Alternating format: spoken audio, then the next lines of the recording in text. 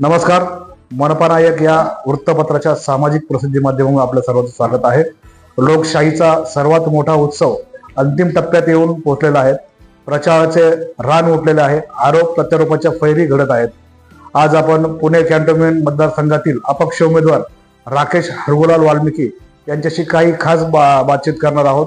राकेश वाल्मिकी यांनी पुणे महानगरपालिका जिल्हाधिकारी या ठिकाणी तब्बल 17 ते 18 उपोषण केलेले आहेत, आंदोलन केलेले आहेत. नागरिकांच्या अनेक नमस्कार, मी राकेश हरगोलाल वाल्मिकी हडपसर विधानसभा मधून इलेक्शन लढवत आहे. राष्ट्रीय परिवर्तन संघटनेचा मी संस्थापक अध्यक्ष, माई आंबेडकर महिला संघटना आणि राष्ट्रीय परिवर्तन चालक कामगार संघटना या माध्यमातून गेले 20-25 वर्ष मी सामाजिक व राजकीय कार्य करत आलो. सगळ्यात महत्त्वाचा विषय म्हणजे कॅन्टोन्मेंट हा प्रभाग लोकांसाठी, समाजासाठी, SC/ST समाजासाठी राखीव असून इथं आजपर्यंत वाल्मिकी समाजाचा कुठला उमेदवार कधी उभा राहिला नाही किंवा त्यांना कुठलं तिकीट देण्यात आलं नाही. याचं कारण असं आहे की वाल्मिकी समाज तिथं मोठ्या प्रमाणात असून सुद्धा त्यांना सत्तेपासून वंचित ठेवण्यात आला आहे.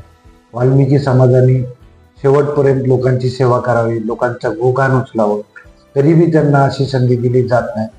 या विषयावरून मी आज वाल्मिकी समाजाचा एक पुत्र म्हणून या भागातनं आमदारकी लढवायचा प्रयत्न केले.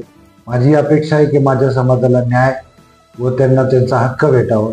कवर आम्ही लोक झाडूच मारावी, कवर वाल्मिकी समाजाने लोकांची सेवाच करावी. या चॅनलच्या माध्यमातून ही न्यूज मला लोकांपर्यंत पोचवायची की आम्ही आमच्या हक्कासाठी लढू शकतो.